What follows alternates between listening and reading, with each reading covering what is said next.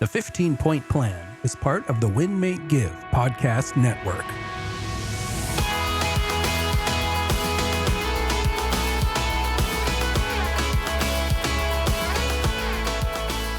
Hi, everyone. Welcome to another episode of the 15-Point Plan podcast. I'm your host, Jacqueline Smith. I'm here with my co-host, Ryan Greigg.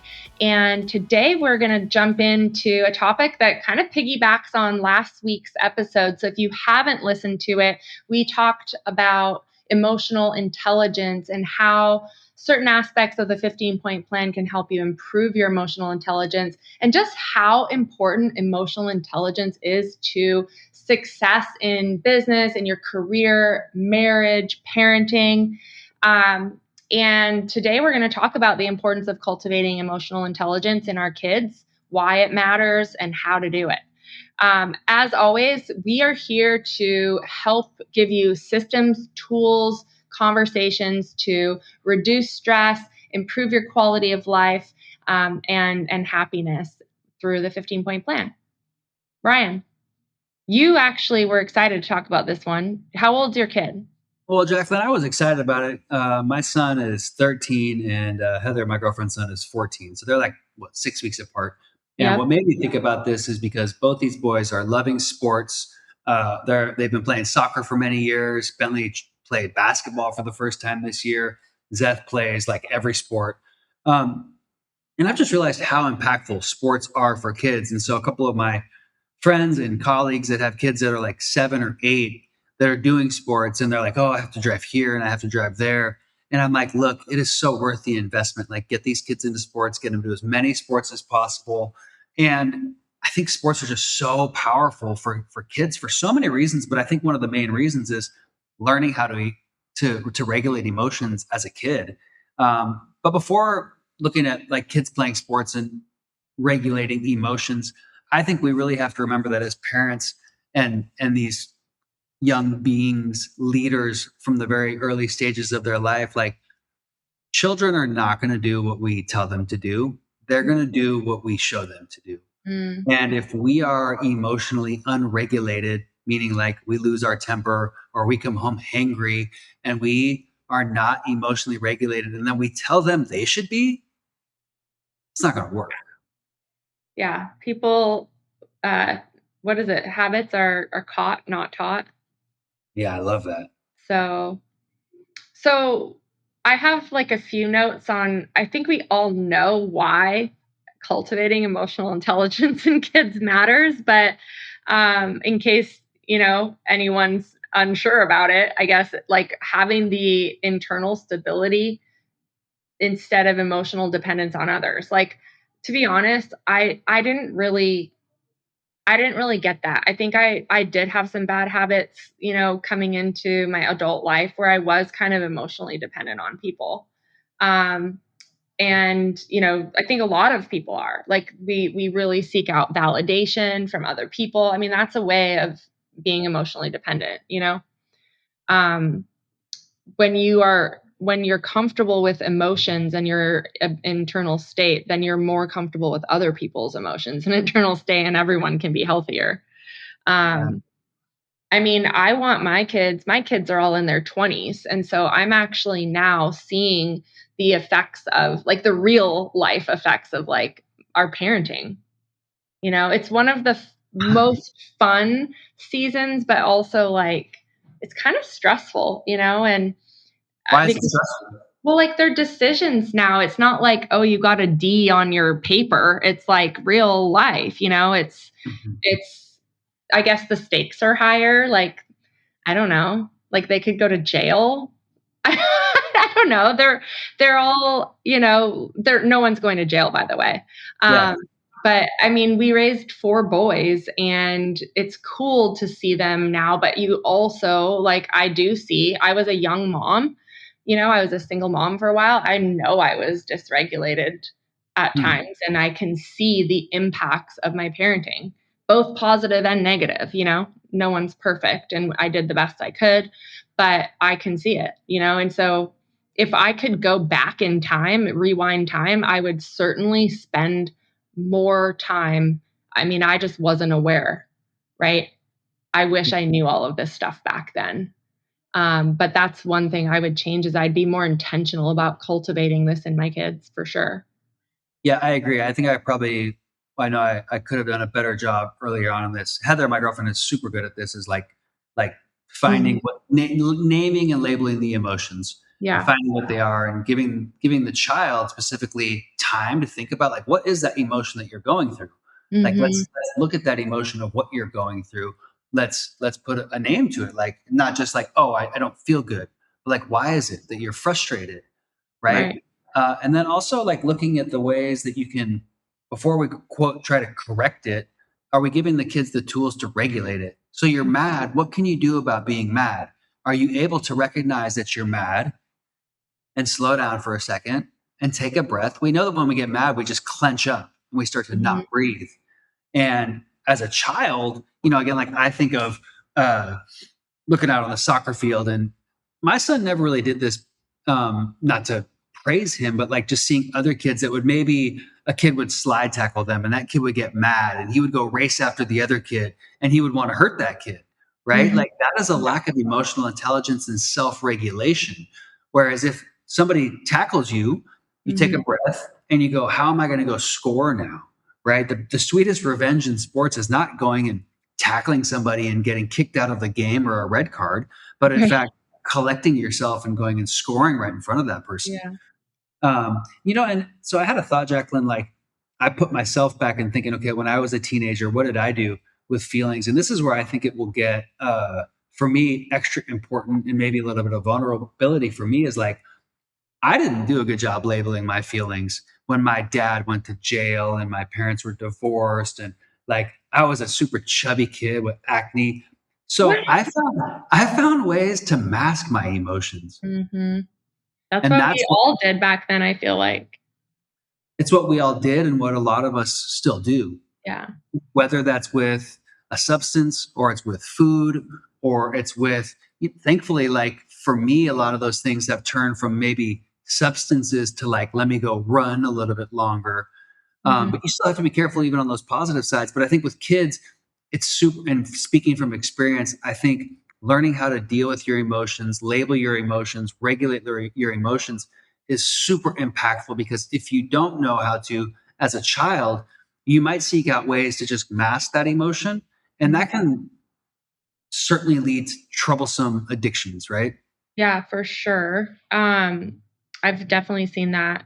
I think it's cool that you mentioned your girlfriend's so good at this, and you've talked about a few things that she does, because I had some notes about some techniques on how to cultivate emotional intelligence in kids, and it's all the things that you just said that she does just naturally, it sounds like. So naming the emotions early and often without fixing them, Yeah. and then modeling calm regulation when they're dysregulated, because calm is contagious and so is chaos. So if you respond like with chaos and dysregulation, then that just like now you're just like gasoline on fire. Yeah. Um, and then you mentioned this, asking questions to help them identify the cause and then the choice. And then it says separate feelings from behavior, validate their emotion. So, how they're feeling can be validated, but you hold the line on the standard for how we behave. So, I think sometimes we don't like the behavior. And so then we almost like we condemn the emotion, you know? Hmm. Like Yeah. like it's not that you're mad that's the problem. It's how do we behave when we're mad about something.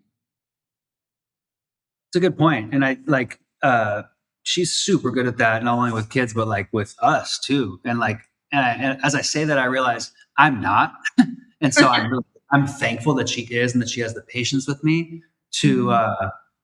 be like, hey, like, slow down. Like, let's like see why we are frustrated, or why I'm Yeah, mad. Like, it's okay to have these emotions. What's not okay is to be like, you know what, I'm mad and now I'm going to react. And now I'm like, and yeah. I'm, Now it's making everything worse.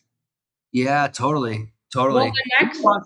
the next thing though, really quick, is teach pause, which is what you just said. Teach pause Yep. before response as a skill, not a suggestion, and then also coach reflection after emotional moments, not during the escalation, but kind of having like a debrief, afterwards. Yeah, and that's one thing that I know my personality type needs is like when I start to get frustrated, and she doesn't love this, but sometimes I say, "Hey, like I need to pause this." So this is a good tool for me, or if you're, Mhm. it's okay to say, you know what, like I don't know how to answer this right now.